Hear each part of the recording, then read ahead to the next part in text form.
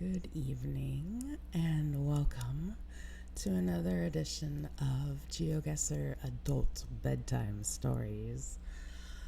Okay, confession time. My voice isn't usually like this. I've been sick the past couple days and now it's taken on this low, deep, throaty tone.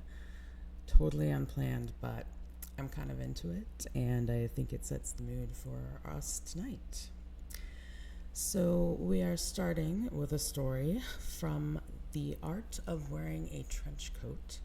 It is by a Spanish author, Sergi Pàmies. It is a very clever and somewhat understated book, much like the trench coat itself. It is about precision and detail and knowing how just to leave enough to the imagination. The same kind of energy that makes liminal spaces so fascinating. Which brings me to tonight's map, one of my favorites. It's so weird. Uncanny and Liminal Spaces. This one's going to be a little different. It is very weird. It is full of places that make you stop and ask, is this even real? There are not that many locations, unfortunately, to choose from. I think it's the one downside to this map. So, warning, there might be some repeats we're going to get. But, let's just settle in, get started. Just you and me, and a few clicks into the unknown and unsettling. I hope you can relax. You ready?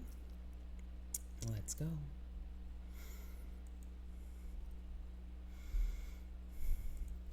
Eclipse. We met next to a hotel pool. As yet, there is not a body floating in it. It's the birthday, the 50th, of a well-known radio announcer. The nearly 200 guests were chosen from among family members, friends, and work colleagues. The view overlooks 7 miles of beachfront in the form of a crescent moon, a horizon that weaves together all the colors of the dusk, and a procession of airplanes making their way toward the airport in orderly succession. A common friend has introduced us, a woman who insists, we want to get to know each other. During the 2 perfunctory kisses on the cheek, each one of us detects in the other the same blend of bashfulness and tension. Perhaps because we don't want to disappoint this friend in common, our first look is one of resignation, as if we had agreed wordlessly to put an end to this ordeal as soon as possible. The mutual scrutiny persists until we get in sync. Our friend has left us high and dry. Now it depends on us whether or not the conversation drowns in the pool. We do what we can. You, with a deference I'm grateful for. Me, with a gracelessness made worse through years of lethargy. We cycle through effervescent questions and answers until my resources run dry, and I propose we get a drink from the bar. You order kava, I order wine. I know myself, and I suppress the temptation to come up with some theory as to why. We toast to the honoree who thanks us and announces that in a few months he'll be appearing in a play. We don't clap because we have glasses in our hands, and we ask each other, how will he manage to balance these performances with the 6 hours a day he spends on the radio? He'll have to give up sleeping, you conclude with unqualified common sense. At that instant, I do what I had not dared to do before. Instead of seeing you and hearing you, I look and listen. The unease I feel when socializing does not keep me from noticing the harmony between the color of your eyes and the introverted vibrancy of your stare. The attention you seem to pay with your hair and the gentleness in your smile. Our questions are no longer effervescent, and even though we're talking about work, I have the sense that we're picking up a conversation begun some time back. Differences between a moment ago and now. A moment ago, I didn't mind coming across as a misanthrope. And now I would do anything to avoid it.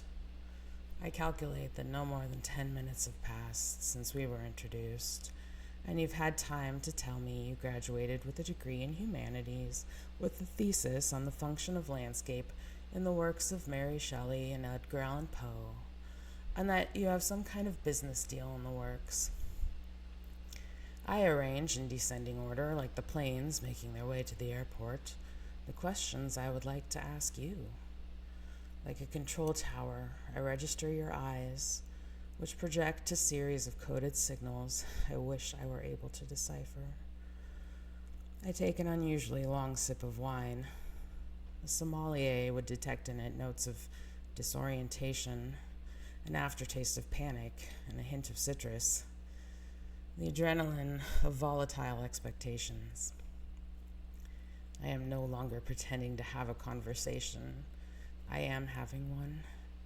And this entails listening more than speaking, and not rushing, and not asking why you studied humanities, or what sense of irony led you to pick Shelley and Poe.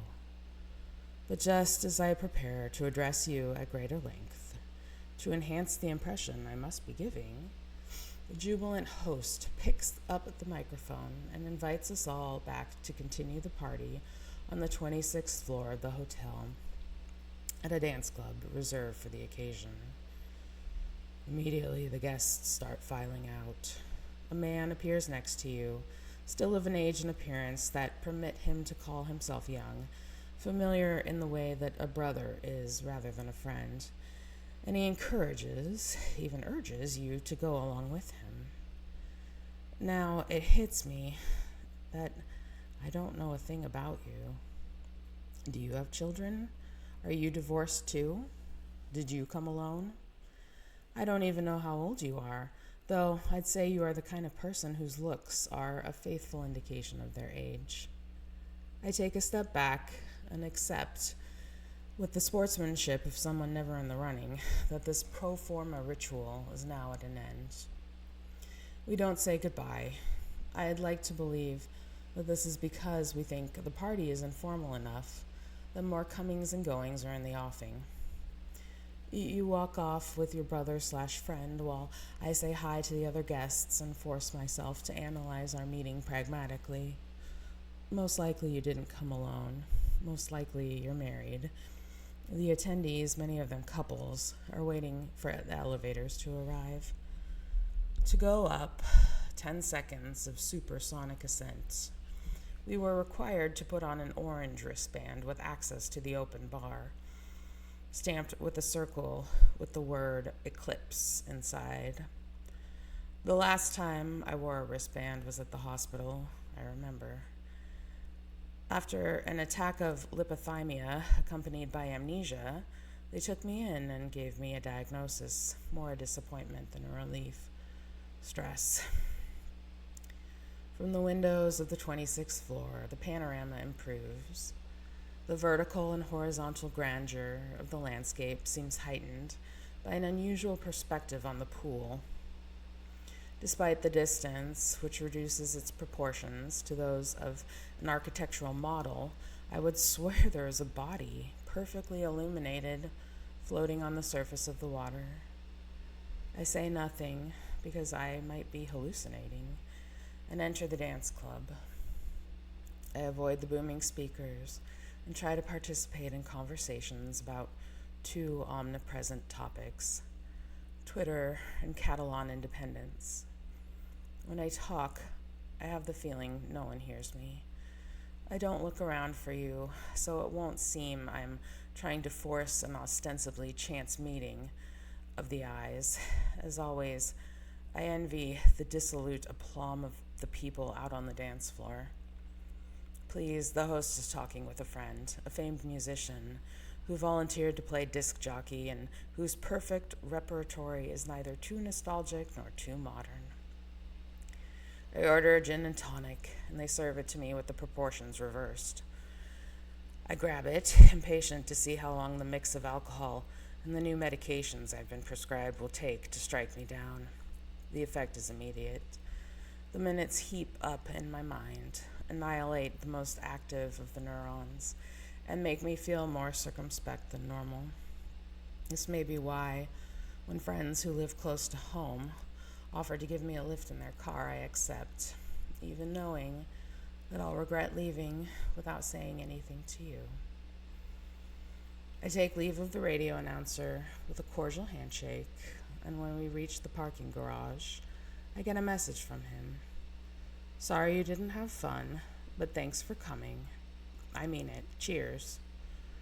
I wonder how he diagnosed my mood, which I myself wasn't aware of. By now, the friends who offered me a ride are struggling with the machine in the parking garage, which keeps spitting out a corporate credit card meant to be accepted in any and all situations. They try again and again, in an ever-deepening rage, until, to ease matters, I slide in a banknote, which the machine devours hungrily. Machines prefer cash to credit, I affirm, as if it's some kind of neoliberal maxim. We get into the car and leave the hotel via a diabolically curvy ramp. More than squeal, the tires scream. We have to stop near the entrance because between two police cars, paramedics in reflective vests are loading a corpse covered with an emergency blanket into an ambulance. The stretcher passes close enough for us to see a wet sleeve and a dangling arm plus wristband. The loafers of the deceased, identical to my own, and lit bright by the sirens, the gnawed nails on the hand, and a swatch which, like mine, tells the time from 3 hours ago. I imagine our common friend calling you tomorrow to say, "You know that guy I introduced you to? They found him drowned in the pool." The police order us to take a detour through neighborhoods I didn't know existed. Through the car's tinted windows, the city looks like the capital of a country of vampires who feed not on blood, but on noise and euphoria. The people move in groups, in slow motion, and those not busy tapping their cell phone screens wave at us at the zebra crossings, and none of us respects the color of the traffic lights. I suspect that this hallucinatory impression is a flight strategy to avoid admitting that, against medical advice, I am thinking of you more than I can bear to. And I also have the sense that those minutes we were together are insufficient to afford me any precision when eventually I try to recollect you. And so, before it gets too late, I scan your eyes, your hair, and the vertices of your smile in my mind. It's a smile that portends warm peals of laughter I would love to share, were I not dead and laid out on a stretcher in an ambulance.